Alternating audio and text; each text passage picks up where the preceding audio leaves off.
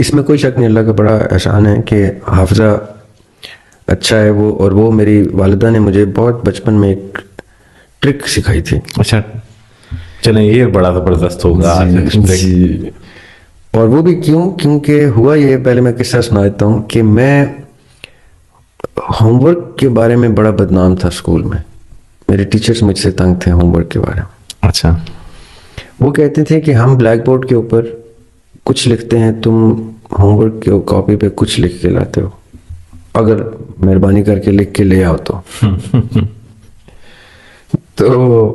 میں انہیں کہتا تھا دیکھیں جی آپ نے جو لکھا بلیک بورڈ پہ مجھے جو سمجھایا وہ مجھے سمجھ میں آ گیا, اب میں نے اس کو اپنے الفاظ میں لکھ دیا. تو کہتے ہیں نہیں, آپ نے ویسے ہی لکھنا جیسا کہ ہم نے بتایا.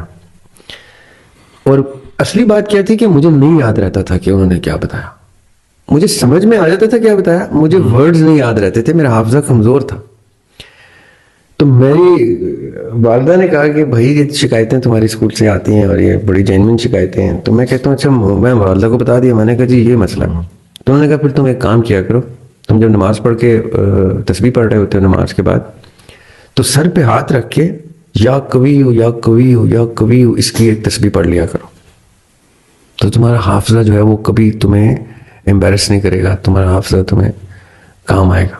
اچھا دریا بھائی, یہ پھر حافظہ وہاں پہ بھی یہ جو ابھی آپ نے بتایا کہ اگر کوئی اسٹوڈنٹ ہیں جب ان کے پیپرز ہوتے ہیں, اور میں تو سب کو یہ کہتا ہوں. ہاں جی, دو صورتیں بتاتا ہوں میں لوگوں کو. اچھا. ایک صورت یہ کہ سر پہ ہاتھ رکھ کے یا کبھی کریں, اور ایک میں کہتا ہوں دل پہ ہاتھ رکھ کے یا کبھی کریں.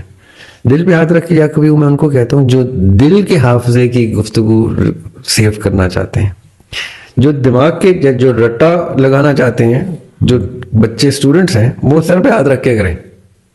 تو یقین کریں وہ آپ کے جو بھی سن رہے ہیں ان کے بچے جو ہیں وہ امیڈیٹ آپ کو افیکٹ دکھائیں گے اس کا. یہ اللہ تعالیٰ کے نام میں بڑی طاقت ہے. یہ کبھی اس کو الگ سے ڈسکس کریں گے کہ اللہ کے ناموں کی صفات کی کیا برکات ہے, لیکن بڑی اچھا اس کی کوئی اب کیونکہ اب نا اس کے نیچے کومنٹ آنا شروع ہو جائیں گے, ہم اس کو بھی یہاں پہ واضح کر دیتے ہیں.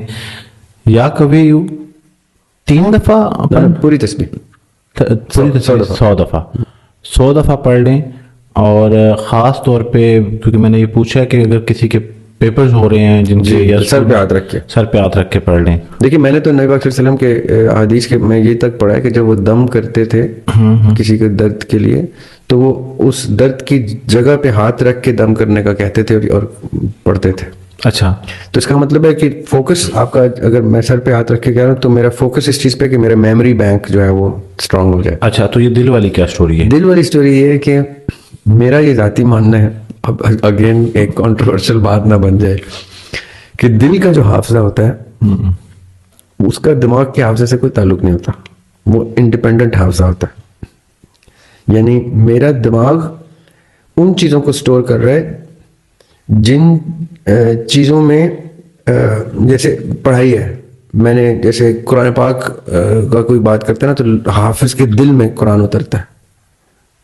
یہ میں آپ کو ایک اپنی سوچ بتا رہا ہوں, اس سے لوگ شاید اتفاق نہ کریں.